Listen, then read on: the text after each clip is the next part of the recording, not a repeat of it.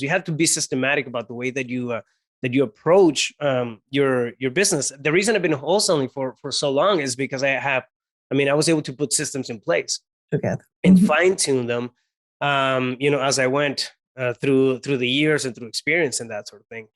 But yeah, it's important to understand that the concept of freedom really happens when we have something underneath, right? And we're outside of that survival state. Hustle is going to get you outside of that survival state. You might be able to run some deals and start generating income and then feel better and all that stuff. But if you're not careful, and I'll speak for myself because this is exactly what happened to me, you're gonna find yourself in that wheel. And then where if you step away from the wheel, everything falls apart. And that's not really, a business, right? You're self-employed at that point.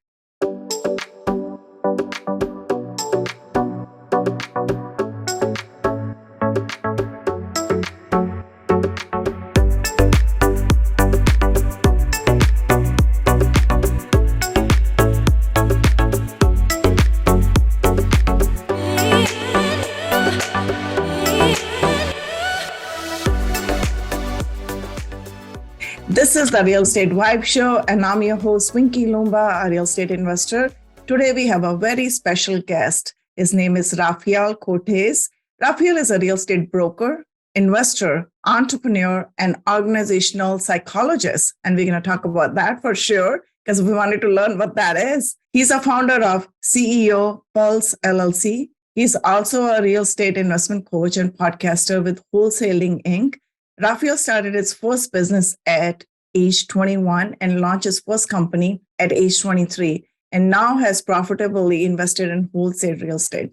Welcome to the show, Rafael. Thank you, Vicky. I appreciate you having me. Of course, it's my honor. And today we'll discuss how to achieve financial freedom with real estate investing. So I understand that you started your real estate journey very early on, because I was reading your bio and your profile. So briefly share with me your background. How did you become who you are today? Well, I became a firefighter when I was 19, and I actually built another business before I jumped into real estate. So I was at 21, I started putting together a business plan for a non-emergency medical transportation business while still working at the fire department. Eventually, I got out of the fire department. I started growing that company, and I sold that in 2014. But in 2009, I started looking at diversifying and just kind of investing some of the capital that I was generating. And I looked at flips, right? That's my background when I was growing up. High school, college was, I would do odd jobs during the summers and construction and that sort of thing. So that's what I knew. I knew how to swing a hammer, so I figured I'd go do that and then make some side money on that. And I looked at real estate in 2009, got my first fix and flip property. It didn't do too well in the first couple ones, but learned lessons. They were really, really good lessons. The thing is that I never looked back. Once I tapped into real estate, I was like, yeah, this is the vehicle that I want. So share with me what one thing that you really loved that you said, okay, I wanted to stick with real estate. I don't want to do anything else, even though the last company that you built and sold, that was profitable, right? I'm assuming. Well, yeah. Well, so the transportation business has a lot of logistics to it. So there's a lot. You're talking too many moving parts on a daily basis. So for example, if you're running a fleet of vehicles and you're all on a schedule, like for example, we had to stay on top of the schedules because we were taking people to and from medical appointments, right? That in itself is complicated because of traffic, because one vehicle breaks down and now you have to supplement. There was a lot of things. So it's a high stress environment, believe it or not. And I built this company. I bought a vehicle. The first vehicle that I bought was at an auction. I bought it for $1,500. So you can imagine what the vehicle, like the quality of the vehicle was. But I worked on it. I eventually I started, getting contracts, paid clients and that sort of thing. When I sold the business, I had a fleet of 30 vehicles and 46 employees. But the logistics were they were a nightmare, really. Right, exactly. So, I got burned out when I was in my mid 20s. Already. I was just sick and tired of the business world. And the company was doing well, and I think my work ethic has always been pretty solid. But I mean, I'm telling you, it was tested at that point, and I just didn't. At that point, I wasn't aware that I could do something better, right, without killing myself and actually enjoy it. So that was one of the things that kind of made me look outside of that industry, and I found real estate. And I mean, I looked at the earnings, right? For example, one deal can really cover months of profits in from what I was getting in that transportation business. The overhead is crazy too. Like it's insane. Mhm. So there's a lot of anytime you grow a business like that, your expenses grow as well. So your margins don't necessarily, grow accordingly, right? And I looked at the model in real estate, and it just made sense. You put some money into it. If you do your homework right, you run the comps, you run the numbers, you look at what the market is doing. You can estimate to a pretty decent point of what your earnings and return can be, right? So you have more of an educated approach to moving your money around. And I didn't hate it, which was the biggest thing. I know you love it. Yeah, exactly. So there's so many different there's so many different ways to play in real estate. I feel, meaning that it's not all transactional, right? When people think real estate, it's usually go for the traditional, home sale, and then we're thinking spuds and binzers, and this whole entire process that's boring and monotonous. But real estate has a lot of different pockets that you can tap into and really build wealth, and more importantly, enjoy the journey. Like, for example, I'm still playing in the space of real estate, and I do a lot of coaching. In my coaching, I have to get better in my real estate because I have to hold that space for students, right? But coaching is, it's on that fun side of things. It's on the things that invigorate me as opposed to get me tired and burned out. So to me, I mean, it's just after I went all in and I really committed to becoming better in the space. It was a no-brainer. Wow. So you got a taste of financial freedom and also the freedom of time. Yeah. Right? Yeah. That was the best thing. 100%. Yeah, 100%.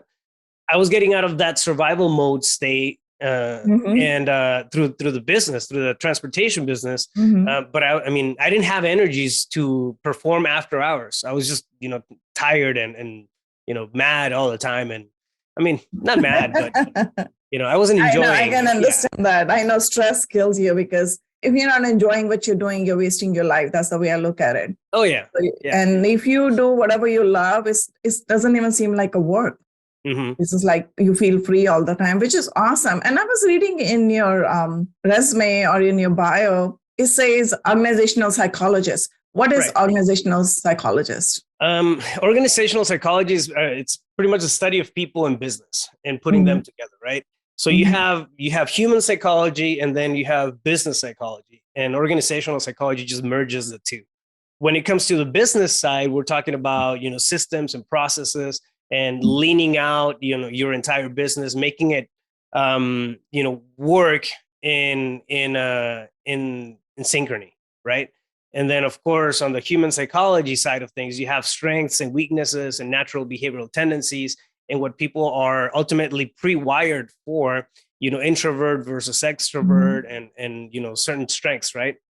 So it's about taking a look at all those different elements and really bringing them all together. So a company, doesn't matter what size company it is, but a company can flow and actually work together, as opposed to, plugging people into the wrong spots and then having high turnover rates, low performance, bad company culture, and that sort of thing, just because of where the places are at.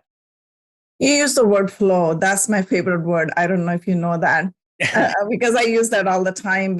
I just feel like when you're in a flow, things happen very smoothly. Yeah. So how are you using this skill set, organizational psychology, whatever have you learned over the years, into real estate and creating that flow that you're getting all this time, location, and financial freedom? Well, I mean, when we talk to, it's kind of like a loaded question, right? When we're talking about flow, it really comes down to an individual space. It's not necessarily all based on the business. You can create a business with killer systems and processes But if the people and the talent within the company are not right, or they're not, and what I mean right is I'm not just talking about talent. I'm talking about, mindsets. Nothing's going to work. It doesn't matter how amazing that system is, that process is. It's kind of like, trying to run a Ferrari with sugar water. It really equates to something similar. Exactly. But I think reaching a state of flow really entails joy. It really entails, okay, what do people actually can smile about as they're going about their day? Are they, for example, if you put me in an environment where I'm speaking and I'm coaching and I'm having interaction with people, I can go on for hours. Now, if I sit down and I work on a spreadsheet and it's got nothing to do with intellect or IQ, right? I can do that kind of stuff, but I know I'm going to be dead tired after about 3.5, 4 hours. Like that's my cap. Energy drain. Yeah, exactly. So you have different points of energy drain because our mental strengths or behavioral strengths adapt to whatever we require them to adapt, right? Being in a state of flow, I think, is when you're not necessarily adapting too much. You're in that state that you're pre-wired for and that you actually enjoy. And again, like I don't want to make the point or that it's about not being able to do certain tasks. When I talk about behavioral tendencies and strengths, it's got nothing to do with IQ, with intelligence, nothing to do with capabilities of us as human beings or entrepreneurs.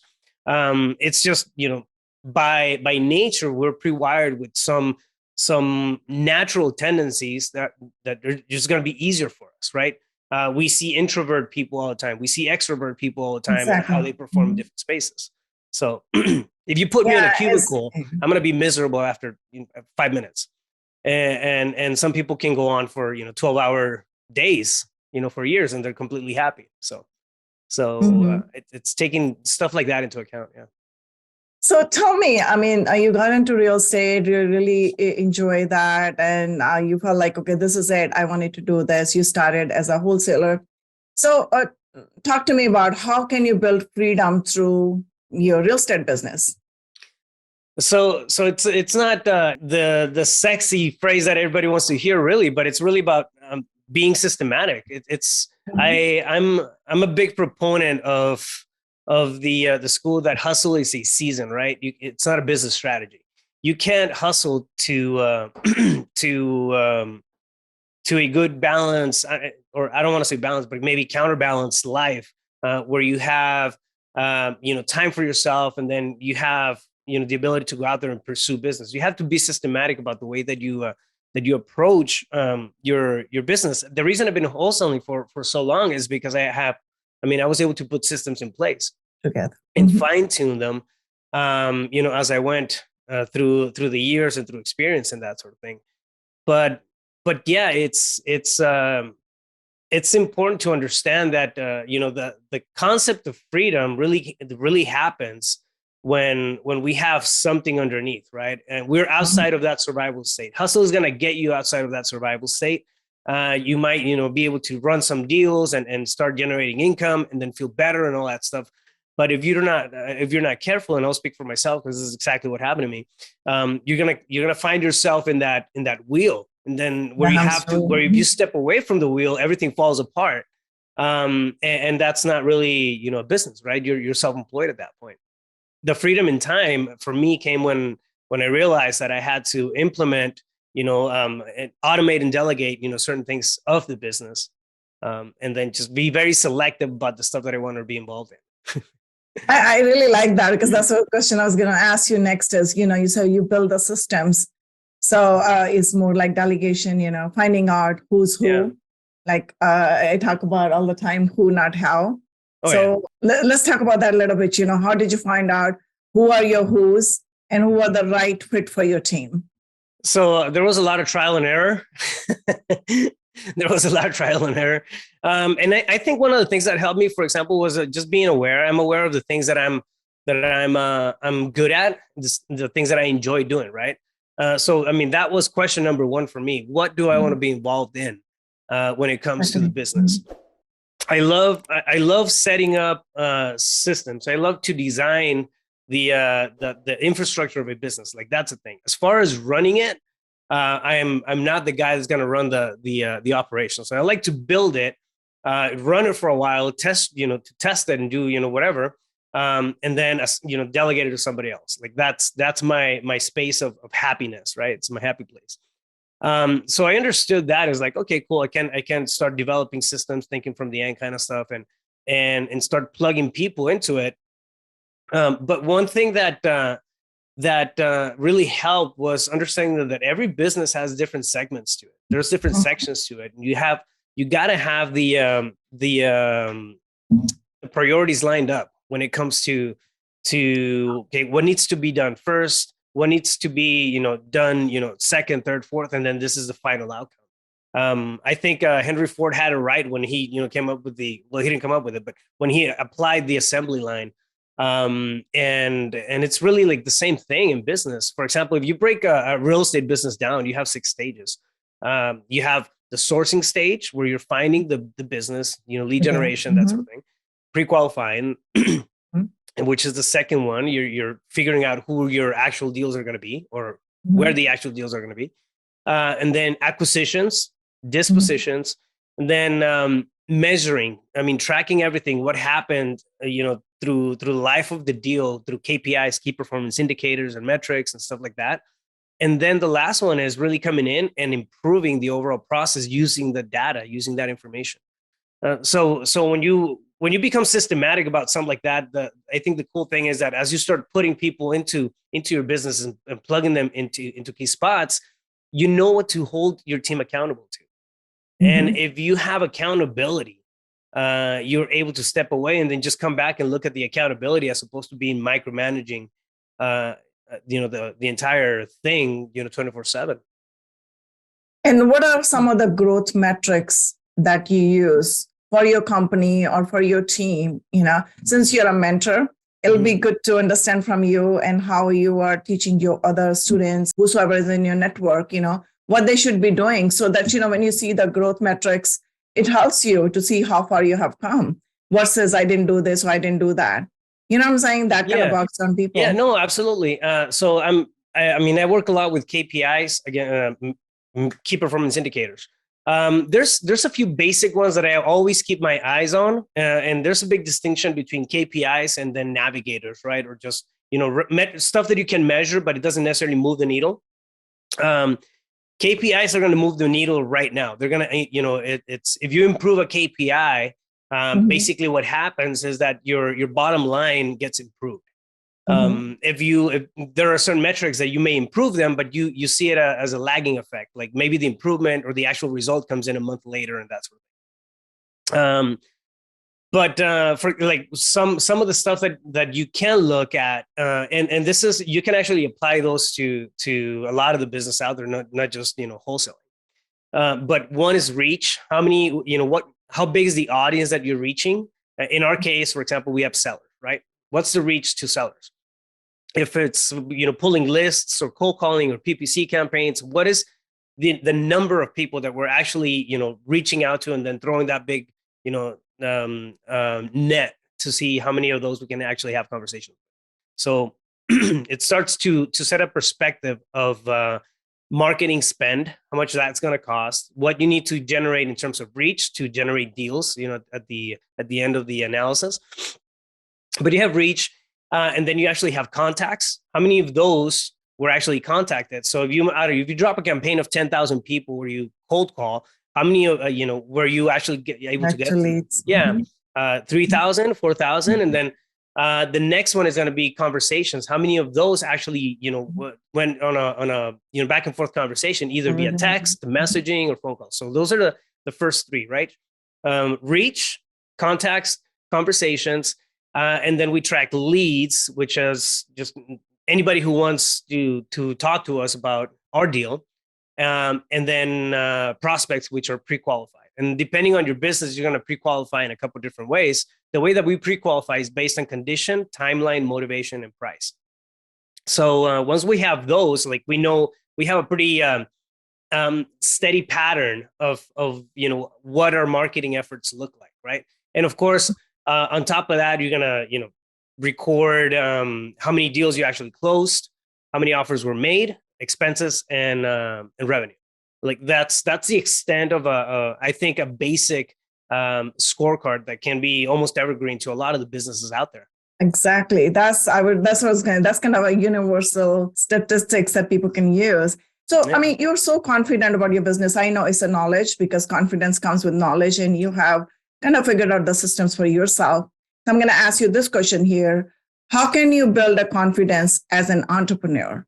Because people always feel like they're lacking this, and they just entangle themselves and they stay in that space and it takes them forever to move upward because they're just don't want it to, increase the energy and kind of try to move to the higher level of the vibrations.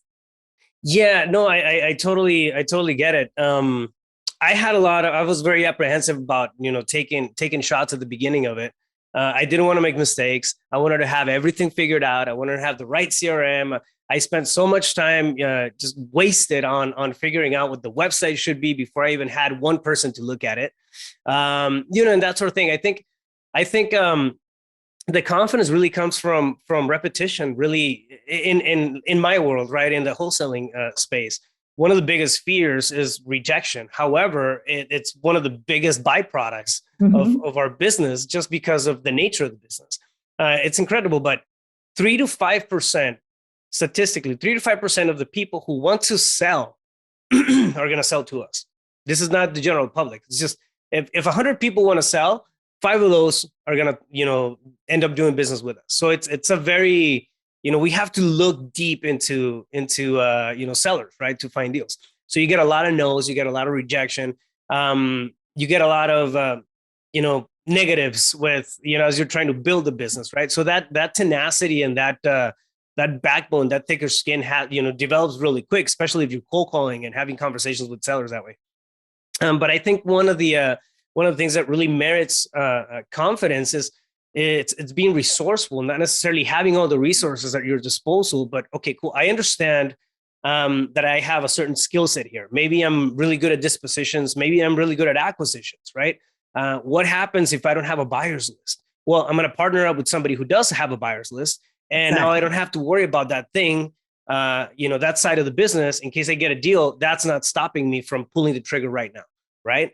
It's about understanding that we do have the ability to reach out and squat up with other people and merge, right? I mean, we call it squatting up here in town. It's a common thing. We actually partner up with a lot of other wholesalers and JV partnerships on deals and that sort of thing, just to mix and match strengths. And I think that's huge. Understanding that you don't have to have all the answers yourself, but you can be resourceful and just open up your thought process and tap into the network that you're already part of. I mean, you'll be surprised about the talent that you find within it. That's so true. I say that too all the time. It's not what you know, it's like who you know. Yeah. So being resourceful helps you as long as you know the people and partner with them who knows and who are the subject matter experts. Yeah. You can excel no matter what. Did your processes ever fail? Yeah. I mean, the reason they're fine-tuned and work, and they work now is because they failed me over and over and over again. And it's the interesting thing is that it's not necessarily, I mean, I wouldn't call them failure. I would call them pivots, because I mean, at the beginning, it's not like I built this really robust operating system, right? At the beginning, I just want to get some stuff done. I had a spreadsheet and a way of doing things. Mm-hmm. And going through that process, things change. I learn, I improve, I find easier ways of doing things. So I start leaning out that process, maybe add a couple other things. The market changes. Now the offer thresholds have to change, right? So we come in and then tweak that process a little bit more.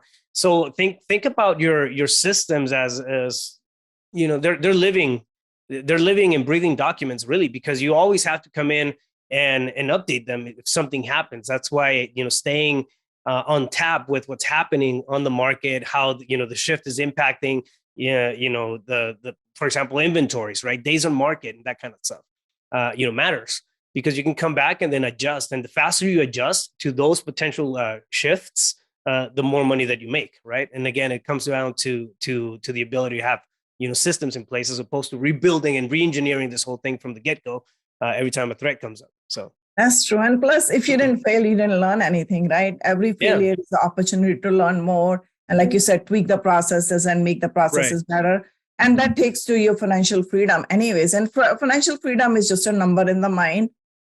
As long as you are getting above the survival mode, your bills are paid, you are financially free. After that, you're just untangling yourself. So basically, I think what I gathered from you is getting your systems in place, have the confidence in yourself, believe in yourself, and you can make it happen. So I'm going to ask you one last question because we're out of time, and then I'll ask you one more golden nugget as well. Then we'll move on to a rapid fire. So what is your superpower? I think it's honestly, it's being an architect of business. I love that. I like to see the vision, and then I like to put the system together. So I like that. I love playing with that kind of stuff. I love that because I never asked this question to anybody, but looking at the way you've been growing and in such a short time and then reaching your goals, I had multiple more questions for you, but I think we'll leave it for another time. So share one golden nugget with my audience. I'm going to go back to the understanding that hustle is a season, right? We can hustle through things, but it's not sustainable. At some point, that hustle is going to start to fade away. It's like a tool. It's kind of like that nitrous boost that we get when we're playing video games. But it's just not sustainable. People do get burned out. And when that happens, you can end up in a very dark place, financially, especially on the mindset side of things. I've been there. That's how I know. And it's the solution to that is to start looking at things like a business. How can you start to be systematic about the approach that you're taking to your future, right? And it's simplified. You don't have to go too crazy on it. Just whenever you're doing something new in your business, if you have a new process, I don't know, if you're pulling lists, if you're looking at research in a new market or whatnot, document it. How are you doing that research? And then walk yourself through that process. Now, when you do, take a screen, a screen share of it and walk yourself through that process. Just document it somehow, some way, right? Because down the road, you're going to be able to plug somebody into that particular task, and you don't have to do it again. One software that I love using is Loom, LOOM.com. Loom, yeah, I love that too. It's super easy. Yeah, super easy. It's very handy. Yes, crazy cheap. And it's good quality audio and video and whatnot, but we use that to document all the processes. It's very easy to just jump on Loom and then record a process of doing, things specifically one way or whatever, send it to a VA, they clean it up. And then now we have, something in the operating system side of things. So that would be. Yeah, exactly. Yeah. So this brings us to a rapid fire round. I'm going to ask you 5 questions. You answer it in one word or one sentence only, please. Try that. Our first question is, what is the one most important thing that you have learned in your life? Counterbalance. I love that. What is one best book that you have read or recommend to my audience? Psycho-Cybernetics, Maxwell Maltz. Right. Yeah. In one word, what does life mean to you? Options. I love that.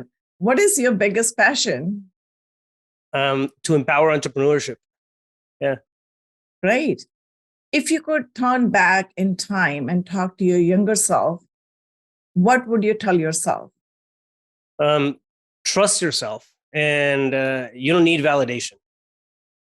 I seriously love that. Thank you so much, Rafael. Please share with me, how can people reach out to you?